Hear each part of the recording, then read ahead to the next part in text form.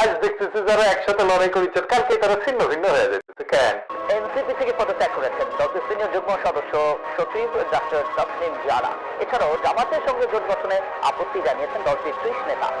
আসন্ন জাতীয় সংসদ নির্বাচনে জামায়াতে ইসলামের সঙ্গে জোট করতে যাচ্ছে জাতীয় নাগরিক পার্টি। এমন সিদ্ধান্ত আসার পরই ভাঙন শুরু হয়েছে তারুণ্য নির্ভর দলটিতে।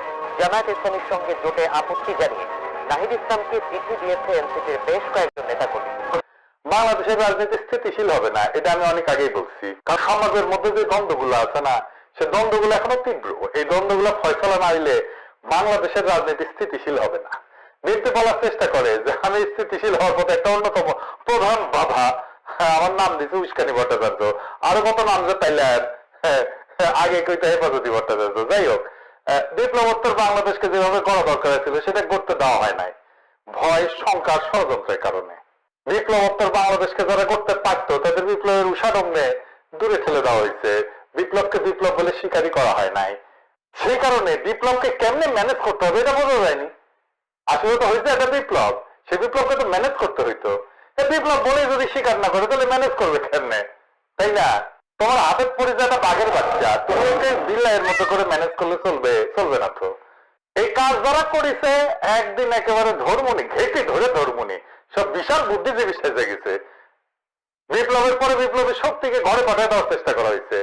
5ই আগস্টে বিপ্লবের পরে কে কি ব্লান্ডার করেছে তার তালিকা করা দরকার, তাহলে কার কি দায় সেটা বোঝা যাবে। আজকে সবগুলো বলতে পারবো না, কয়টা বলি। এটা বুঝলে আজকে পরিস্থিতি বুঝতে পারবেন, পরিষ্কার ভাবে দেশ কোন দিকে যাচ্ছে সেটা বুঝতে পারবেন। আমি এই ভুলগুলো আমি আগেও বলছি, কিন্তু একসাথে বলা হয়নি। আসেন আজকে একসাথে বলি। প্রথমে ছাত্রদের ভুল, নিজেদের শক্তিকে সংহত না করা। কিভাবে করতে পারতো? প্রথমে ছাত্র সংসদ নির্বাচন গুলো করে ফেলতে পারতো, জাতীয় কনভেনশন করতো, সবাই নিয়ে আন্দোলনে যারা পার্টিসিপেট করছে, নারীদের যে অংশগ্রহণ ছিল সেটাকে কনসলিডেট করার জন্য নারী কনভেনশন করতে পারতো, এলাকায় এলাকায় আইন শৃঙ্খলা রক্ষাকারী বাহিনী তৈরি করতে পারতো। এটা 5 তারিখেই। তখন দেশে সরকার নাই, থানায় পুলিশ নাই, সেটাই সময় ছিল নিজেদের রাজনৈতিক শক্তিকে সাংগঠনিক শক্তি হিসেবে রূপান্তর ঘটানো। করে নাই, কইছিলাম করে নাই। তখন শেখ একজনের কি বিশাল অ্যাডম রে ভাই, কথাই শোনে না। আমরা কোন বালেশ্বর বাল হরিদাস পাল। বিপ্লবী সরকার গঠনের দারুণ ব্যর্থতা দেখাইছে। বিপ্লবের সাথে সম্পর্কহীন লোকদের দিয়ে সরকার তৈরি করছে যাদের ন্যূনতম রাজনৈতিক ক্ষমতা নাই, প্রজ্ঞাও নাই। সরকার যে একটা পলিটিক্যাল ইনস্টিটিউট, দেশের সবচেয়ে বড় পলিটিক্যাল ইনস্টিটিউটের মাথায় ছিল না। বিপ্লবের প্রথম প্রহরে বিপ্লব হয়ে গেছে, এটা ছাত্ররাই করেছে। কারণ সরকার তো গঠন করেছে ছাত্ররাই, সরকারি মনোযোগ হয়েছে যে ছাত্ররা তাদের নিয়োগ করছে। তারপরে বিপ্লবের প্রধান একমাত্র স্টেক হোল্ডার হিসেবে নিজেদেরকে দাবি করছে এবং বিবেচনা করছে। দাবি করা শুধু না, বিবেচনা করছে। নিজেদেরকে বিপ্লবের পিতা মাতা মাস্টার মাইন্ড এইসব ভাবে দাঁড়িয়েছে। তারা নিজেরা বুঝে নাই যে তারা আসলে 1971 শেখ মুজিব, যার নাম মুখে নিয়ে যুদ্ধ হচ্ছে, কিন্তু সে কিছু করুক না করুক রাজনৈতিক লড়াই এজেন্সি জনগণ নিয়ে নিছে। লড়াই হচ্ছে তাদের নামে। সে চুপ করে বসে থাকলেও মাঠের লড়াই থামবে না, লড়াই চলবেই। কারো কোনো ক্রেডিট থাকলে দিতে অসুবিধা নাই, কিন্তু নিজের অলমাইটি ভাবা শুরু করলে মুজিবের মতো বিপদে পড়তে হয়। তারা পড়িছে, কিছু পার্সোনালিটি দাঁড়াইছে, কিন্তু দল দাঁড়ায় নাই, রাজনীতিও দাঁড়ায় নাই। ছাত্রদের এই মনোভাব তৈরির পিছনে কিছু তালেবানের দায় আছে। আমি আর কইলাম না নাম, আপনারা চিনেন। মেলা শত্রুতা কামাইছে, আর শত্রুতা কামাইলেন না। লড়াই কোনো ব্যক্তির কারিশমায় হয় না, লড়াই হয় জনগণের কালেক্টিভ উইলে, সংগঠিত ইচ্ছায়। জনগণ নেতৃত্বের মুকুট কারো মাথায় পরায় দেয়, যারা দেয় সে ভাগ্যবান, কিন্তু সে না থাকলে অন্য কেউ চালায় নিত লড়াইটা। এটা যারা জিন্দগিতে রাজনীতি করে নাই তারা বুঝে না, বুঝবেও না। জিন্দগিতে যারা রাজনীতি করে নাই তারা বুঝে না। জিন্দগিতে রাজনীতি না করে এই টাইমে অনেকে পরিচিতি পাইছে আর রাজনীতির হারকিউলিস হইতে আসছে। যাই হোক, এবারে সেনা প্রধানের ভুলে দ্বিতীয় সেনা প্রধান হাসিনা পরিবারের লোক। জুলাই আগস্ট বিপ্লবে সে সামরিক বাহিনী ব্যবহার করে বিপ্লব দমানোর চেষ্টা করেছিল। তার কমান্ডার থেকে সেনাবাহিনী গুলি করে মানুষ মারছে, টেকনিক্যাল সাপোর্ট দিছে, গোয়েন্দা তথ্য দিছে। হাসিনা পড়ার পরে আওয়ামী লীগারদের রক্ষা করছে, ক্যান্টনমেন্টে আশ্রয় দিয়া। প্রফেসর ইউনূসকে আয়না ঘরে ভিজিট করতে দেয় নাই। জেনারেল মুজিব সহ অনেক দুর্বৃত্ত জেনারেলদের পলায় যেতে সাহায্য করছে, দুর্বৃত্ত জেনারেলদের রক্ষা করার চেষ্টা করছে, বিচারকে বাধা দেওয়া সহ নানা ফাউল করেছে সে।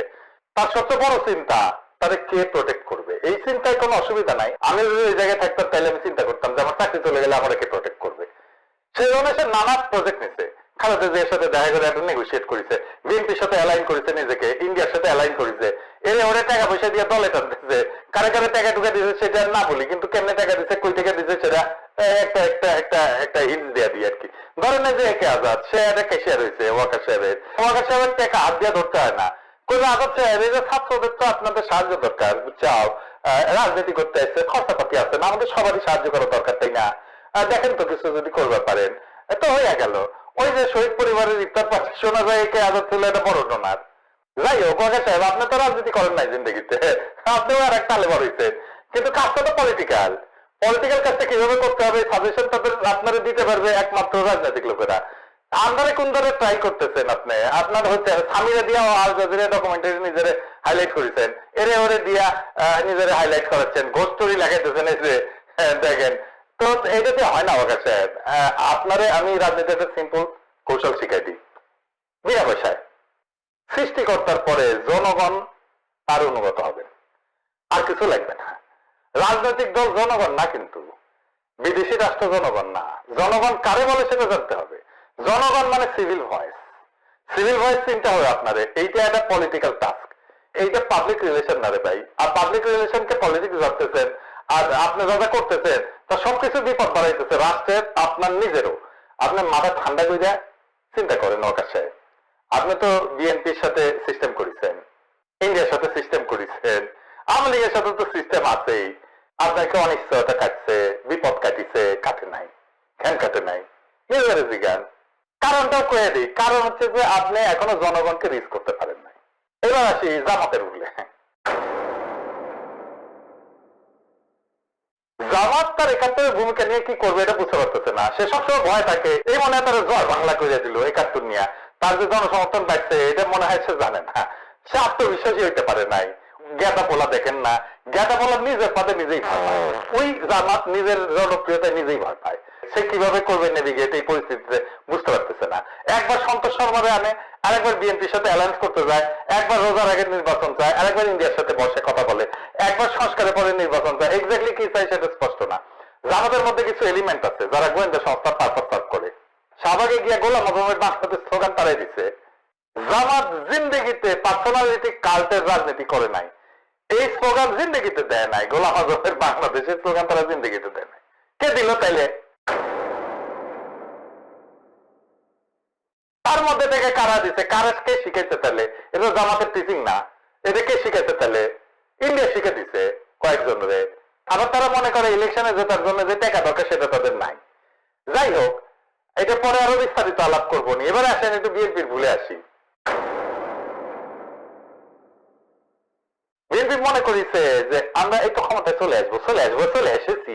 যারা যারা তার প্রতিস্পর্ধী হইতে চায় তাদের পিছে লেগে গেল দলবেন্দা। যেহেতু অ্যান্টি হাসিনার লড়াই আমাদের সবার অ্যাক্টিভিজম তারা হেল্প করেছে, তার নিজের রাজনীতি, নিজের অ্যাক্টিভিজম, নিজের ইন্টেলিজেন্সিয়া করে তোলে নাই, তাই তাদের দলের বাইরের লোকেরা সরে পড়ায়। তারা পড়লো বিরানি আলমার বুলডগ মির্জাদের খপ্পরে। আর এদিকে পাম যে কখনো রাজনীতি করে নাই, রাজনীতি বিষয়টাকে গ্ল্যামার বলে মনে করে। এরাই বিএনপির রাজনীতি আর ন্যারেটিভ তৈরির দায়িত্ব নিল। ফার্মের ন্যারেটিভ নিয়ে ভিডিও করেছি, এটা আসবিনি। যাই হোক, না আমি গালাগালি করবো না, এমনি এটা কনস্ট্রাকটিভ ক্রিটিসিজমই হবে আর কি। আমাকে বিএনপি গুরুত্বপূর্ণ নেতা আলাপ করলেন কয়েকদিন আগে, ওনার আলাপ থেকে বুঝলাম যে ওনারা খালেদা জিয়াকে আনবেন ইলেকশন ক্যাম্পেনে। ওনারা কইতেছেন ট্রাম্প কার্ড, সম্ভবত জুবাইদুর রহমানকেও আনবেন রাজনীতিতে। মাশাআল্লাহ, এটা ভালো, কিন্তু এইটা দিয়ে রাজনীতি হবে না। ব্যক্তিত্ব পরে, আগে দলের রাজনীতি। বিএনপি তো নিজেই বলে ব্যক্তির চেয়ে দল বড়। তার মানে আগে দলের রাজনীতিকে ঠিক করতে হবে, তারপরে না ব্যক্তি সেটাকে আগাই নেবে। কি আর বলবো, রাজনীতি ঠিক না থাকলে কোনো ব্যক্তি রাজনৈতিক হিসাব পাল্টাই দিতে পারে না। এটা পাবলিক রিলেশন না রে ভাই, এটা রাজনীতি। Very serious task. একদম অপরিচিত লোক দেশের নেতা হয়ে গেল 1 মাসের মধ্যে, দেখলেন না? একের পর এক ভুল করতে করতে বিএনপি হয়ে গেল কর্নার। আজকে বিএনপি বাংলাদেশের রাজনীতিকে নিয়ন্ত্রণ করতে পারতেছে না। বিএনপির সামনে আরো ঝামেলা করবে, তার দিক থেকে অলিগারটা সরে আসবে। প্রথমে সরে যাবে মিডিয়াগুলা। এই ঘটনাগুলো কিছুদিন পর থেকেই দেখতে পাবেন। বিএনপির সাম্প্রতিক আচরণগুলো হয়ে উঠতেছে ভয়ঙ্কর রকমের ফ্যাসিস্ট। আমার পেজে এসে একজন বা দুইজন না, একাধিক মানুষ হুমকি দেয় খুন করে ফেলার। চিন্তা করেন, কেন বিএনপি সমালোচনা করি, খুন করে ফেলার হুমকি দেয়। আওয়ামী লীগও হুমকি দিচ্ছে ইনবক্সে, আর প্রকাশ্যে ওরা হুমকি দিচ্ছে 32 নম্বর ভাঙার পরে। কিন্তু বিএনপির কোনো ভয় ডর নাই, প্রকাশ্যে হুমকি দেয়। আমি আজকে একটা দেখাচ্ছি কি কারণে সে আমাদের দেশে আসতে দেবে না, বা আসলে ভাইসা থাকতে দেবে না, ওটা ওরাই জানে। এরা ক্ষমতা আসলে কি করবে আল্লাহ মালুম। হাইরম দেখলে করে নিস রে ভাই, করে নিস। যে জিতবে ওইটা সিকান্দার হবে। হ্যাডম থাকলে তুই আমাকে দেখে নেবো, আমার হ্যাডম থাকলে তো করে দেখে নেবো। দেখ তো, এটাই রাজনীতি। রাজনৈতিক দল তার আশেপাশে বন্ধু রাখে, যারা ঠিক দল করে না কিন্তু একটা লুজ সম্পর্ক থাকে তাদের সাথে। আওয়ামী লীগের কাছে কিন্তু মাস্টার ছিল, সেজন্য আওয়ামী লীগ এতদিন রাজত্ব করতে পারছিল। বিএনপি সবাইকে শত্রু বানায়। এদের কর্মীদের রাজনৈতিক শিক্ষাতে দুর্বল, এরা যখন দাবরানের উপরে থাকে তখন কেসে হইয়া থাকে, আর যখন ক্ষমতার গন্ধ পায় তখন নেকড়ে হইয়া ওঠে। দেখেন বিএনপির কোন ইন্টেলেকচুয়াল আছে? আচ্ছা দেখান তো একজন ইন্টেলেকচুয়াল, যে বিএনপি করে না, বিএনপির কর্মী না, ইন্টেলেকচুয়াল দেখান তো একজনও নাই। শিল্পী আছে, সাহিত্যিক আছে, রাইটস অ্যাক্টিভিস্ট আছে, কিন্তু কর্মী দিয়ে ভর্তি। গত 20টা বছর কোথাও দাঁত বসাইতে পারে নাই, না দেশে না বিদেশে। আমাদের তো অ্যাক্টিভিস্ট হওয়ারই কথা না, বিএনপির অ্যাক্টিভিস্ট হওয়ার কথা। হয়েছে বিএনপির মধ্যে থেকে অ্যাক্টিভিস্ট বাড়াইছে বাড়ায়নি। এগুলো নিয়ে আলাপ করবো পরে, নির্বাচন আসুক, ক্যাম্পেইন করে দেবো, দেখাই দেবো জনগণকে কাদের ভোট দিতেছেন। দেখেন কিছুই হবে না হয়তো, কিন্তু আমি না খায় কন্টেন্ট বানাবো। শুধু আমার যে গালিগুলো দিচ্ছে বিএনপির কর্মীরা, সেগুলো কম্পাইল করলে না 10টা এপিসোড হয়ে যাবে। সোশ্যাল মিডিয়া কি জিনিস বুঝবে বিএনপি, হারে হারে। বিএনপির ভয়টা কি আসলে? বিএনপি দেখেছে যে তার ক্ষমতা থাকা অবস্থায় ইন্ডিয়া প্রথম আলো আর্মিরা দিয়ে 111 করে উঠাই দিল। এই সিচুয়েশন সে এখন কেমনে ট্যাকেল করবে হয়তো পরিষ্কার ভাবে বুঝাবে। আমি আগেও বলছি যে বিএনপি ভারতের দাবিদারি করে অথবা অন্তত ভারতের সঙ্গে লিয়াজো করে চলতে চায়, এমন একটা ধারণা আমি আপনাদেরকে বলছি। দেশের বহু মানুষ এমনটাই মনে করে, কিন্তু প্রশ্ন হইতেছে এমন হইল কেন? আমরা এটা বিএনপির তরফ থেকে বুঝে দেখি যে বিএনপি সিচুয়েশনটাকে কেমনে দেখছে, কেন এটা বিএনপি করলো, অনেকে প্রশ্ন করে। আচ্ছা এটা একটু বুঝে দেখি। 5ই আগস্টের আগে মিলিটারি সরকার চাই এরকম মিছিল হয়েছে না, স্লোগান দিচ্ছে না, দেয়ালে দেয়ালে দাবি লেখা দেখছি না আমরা। অন্যদিকে আমরা বিপ্লব করছি, তাতে আমরা সেনাবাহিনীকে হারাইতে পারিনি, কিন্তু বরং আপোষ করে হাসিনাকে বিদায় করতে হয়েছে। আর এখন এই একই সেনাবাহিনী বিএনপিকে পছন্দ করতেছে, অন্তত চুপচাপ তাদের সুবিধা করে দিচ্ছে, এরকম ইঙ্গিত তো স্পষ্ট। খালেদা জিয়া সাথে ওয়াকার দেখা করছে, তারপর থেকে এটা হয়েছে। আবার ওয়াকার যখন বিপদে পড়ে তারেক রহমান নিজে আগে আসে, কারণ 5 থেকে 18 আগস্টের মধ্যে সেনাবাহিনী, হাসিনার আমলাতন্ত্র, সিভিল এলিট, মতিউর মাহফুজ, প্রথম আলো, ডেইলি স্টার, এগুলোর সাথে একটা সমঝোতা হয়ে গেছে। এটাই আমার ধারণা। এই আপোষ চুক্তির উল্টা দিকে দাঁড়ায় লড়াই করতেছেন। এবার হিসাব মিলান, খুবই সরল হিসাব। আমাদের মিলিটারি ইন্ডিয়ারে ভয় পায়, এটা মানেন না মানেন, এটাই হইতেছে বাস্তবতা। ভয় পায় কারণে যে ভারত হামলা করলে যুদ্ধ করতে হবে, এই সম্ভাবনা এদের সুখ স্বপ্নের বিঘ্ন ঘটায়। এই ভয় থেকে তাবেদারির গোড়াপত্তন। বিএনপি জানে এই সমঝোতার বিরুদ্ধে জনতাকে সঙ্গে নিয়ে কত দূর যাওয়া সম্ভব, সেটা তারা 15 বছর আগে বুঝে গেছে। খালেদা জিয়া জেলে যাওয়ার সময় জনগণ নামে নাই, কর্মীরা নামছে, জীবন দিচ্ছে, কিন্তু তাদের ডাকে নামে নাই জনগণ। এই লিমিটেশনটা বিএনপি বুঝে। বিএনপি বুঝে এই শাসন ব্যবস্থা, এই মিলিটারি কর্পোরেট পার্টনারশিপ, এই আমলা এলিট পার্টনারশিপ কতটা শক্তিশালী হারে হারে জানে বিএনপি। তো যে আর্মিকে আমরা পরাস্ত করতে পারিনি, যে আর্মিকে আমাদেরকে আপোষ করে কাজে লাগাইতেছে, সে আর্মি যে ভারতের মুখ চেয়ে চলে, সেই আর্মির বিপরীতে দাঁড়াইতে আমরা বিএনপিকে চাপ দিতেছি। বিএনপি এটা কেমনে সহ্য করবে? বিএনপি মনে করতেছে জনগণের শক্তি যদি দৃশ্যমান না হয়, যদি বিকল্প নেতৃত্ব দৃঢ় না হয়, যদি দেশের সামরিক এবং বেসামরিক এলিট ভারতপন্থী থেকে যায়, তাহলে বিএনপির কিসের উপর ভর করিয়া পজিশন নেবে? মির্জা ফখরুল কিন্তু বলছে যে বিএনপি একটা বিপ্লবী দল না, এটাই হচ্ছে মূল সমস্যা। আমি সুজাততায় বলি, আমি যে দল দায়িত্ব পালন করি, এই দলকে পুরোপুরি একটা নির্বাচনের ডেমোক্রেটিক পার্টি, উদারপন্থী গণতান্ত্রিক দল। বিএনপি কোন বিপ্লবী রাজনৈতিক দল নয়। বাংলাদেশে তো দরকার ছিল একটা বিপ্লবী ব্যবস্থা, বিপ্লবী দল। বিএনপি হইতে পারত, কিন্তু সে হইতে চায় না। এই জায়গাটা হয়েছে সমস্যা। দেশের এই রাজনৈতিক বাস্তবতা বদলাইতে হবে, জনগণকে জাগাইতে হবে, ইতিহাসকে এমন জায়গায় নিয়ে যেতে হবে যেখানে আপোষ না, আত্মমর্যাদাই হবে রাজনীতির কেন্দ্র। সেই পথে গড়ে উঠবে এমন রাজনৈতিক শক্তি যারা তাবেদারি না করে ক্ষমতায় যেতে পারবে। বাংলাদেশ সেই শক্তির অপেক্ষায় আছে।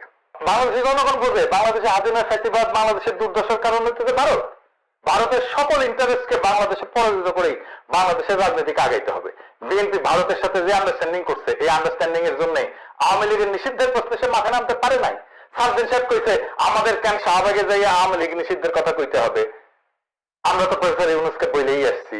তো আপনারা ডিসেম্বরের মধ্যে যে নির্বাচন চাই, এটা তো প্রফেসর ইউনুসকে বলে আসছেন, তো সেটা নিয়ে মাঠ গরম করেন কেন সালাউদ্দিন সাহেব? আন্দোলনের হুমকি দেন কেন? বিএনপির রাজনীতি যে আওয়ামী লীগ পছন্দ করতেছে, এটা তো হাসান মাহমুদের কথায় স্পষ্ট। শুনেন, আওয়ামী লীগ নিষিদ্ধ করার কথা বলে সেটির বিপক্ষে যে বিএনপির যে অবস্থান, সেটির জন্য তাদেরকে ধন্যবাদ জানাই। আজকে যখন মুক্তিযুদ্ধকে অস্বীকার করার অপচেষ্টা হচ্ছে, সেটির বিরুদ্ধে বিএনপি অবস্থান নিয়েছে, সেজন্য তাদের ধন্যবাদ জানাই। এখন কথা হইতেছে এই যে জুলাই আগস্ট বিপ্লবে আমরা তো ভারতকে পরাজিত করলাম, এখন কি ভারত থেমে আছে, পরাজিত হয়ে চলে গেছে? না, যায় নাই, থেমেও নাই। ইন্ডিয়া সারাক্ষণ শয়তানি করতেছে। এই যে শাহবাগে গোলাম আজমের বাংলাদেশ স্লোগান দেওয়া, এটা ইন্ডিয়ান এজেন্সির কাজ। এটা করাইছে যেন পাল্টা বাম, এনসিপি, বিএনপি, ছাত্রলীগ একসাথে আনা যায়। বিএনপি তার কর্মীদের হতাশা কাটানোর জন্য এই প্রোগ্রামে ঝাঁপায় পড়ছেও। এনসিপি আর বিএনপি যে দূরত্ব তৈরি হয়েছিল সেটা চলে গেছে, দেখেছে? বিএনপি একলা হয়ে যেতেছিল, এখন জামাত একলা হয়ে গেছে বলে মনে হইতেছে। এনসিপি শাহবাগে লোক জোগাড় করতে পারে নাই। মাদ্রাসা থেকে হেফাজত আর জামায়াত না আসলে পুরো সমাবেশ ফ্লপ করতো। তো এই এনসিপি সাকসেসফুল প্রোগ্রাম করে আওয়ামী লীগ নিষিদ্ধের রাজনীতি করলো, জামাত হেফাজত আর ইসলামপন্থীদের কান্দে চাইতে, আর মোমবাতি হাতে জাতীয় সঙ্গীত গাইতেছে বিএনপি বাম ছাত্রলীগের সাথে। এটা কার সিগনেচার প্রোগ্রাম? এই মোমবাতি জ্বালানো কার সিগনেচার প্রোগ্রাম? মোমবাতি জ্বালায় গান গাওয়া এটা ইন্ডিয়ান সিগনেচার প্রোগ্রাম, বাম আওয়ামী লীগ ইন্ডিয়ার সিগনেচার প্রোগ্রাম। এছাড়া আমার শেষ হওয়ার পরে একটা গোয়েন্দা পরিকল্পনা ফাঁস হয়েছিল। সেখানে কি ভাবে আন্দোলনে বিভক্তি আনা হবে সেই সমস্ত পরিকল্পনার কথা বলা হয়েছিল। যেমন বাঙালি জাতীয়তাবাদ, বাংলাদেশি জাতীয়তাবাদ, বাকশাল, বহুদলীয় গণতন্ত্র, জিয়া, মুজিব, ৭ই মার্চ স্বাধীনতার ঘোষণা, এই সমস্ত ইস্যু আনা হবে। কাজ করে নাই পরিকল্পনা।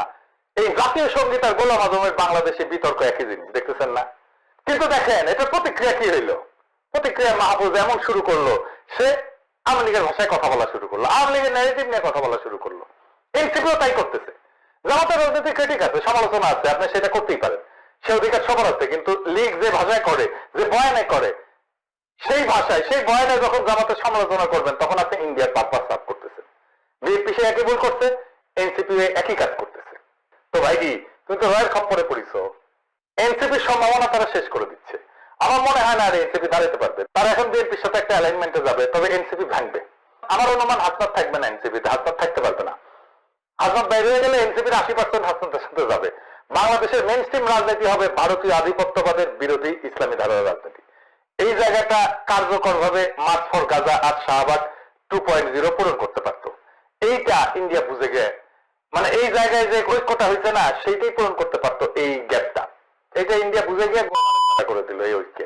অসুবিধা নাই, এই ঐক্য আবারও দাঁড়াবে। এমন ভাঙা ঘোরা চলতেই থাকবে কিছুদিন। কিন্তু বাংলাদেশ ইন্ডিয়ার সাথে অ্যালাইন করে চলা কোনো রাজনীতি টিকবে না। সেটা বিএনপির রাজনীতি হলেও সেটা টিকবে না, জামাতের রাজনীতি হলেও টিকবে না। বিএনপি যে রাস্তায় যাচ্ছে তাতে বিএনপি অপ্রাসঙ্গিক হয়ে যাবে বাংলাদেশের রাজনীতিতে।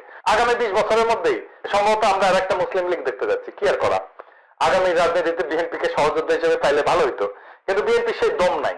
আফসোস, বাংলাদেশ আগাবে, তার শক্তি নিয়ে আগাবে। আগামী রাজনীতির গতিপথ নির্ধারিত হয়ে আছে।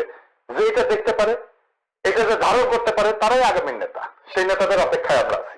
বাংলাদেশে এখন এক অস্থির কিন্তু সম্ভাবনাময় সন্ধিক্ষণে দাঁড়ায় আছে।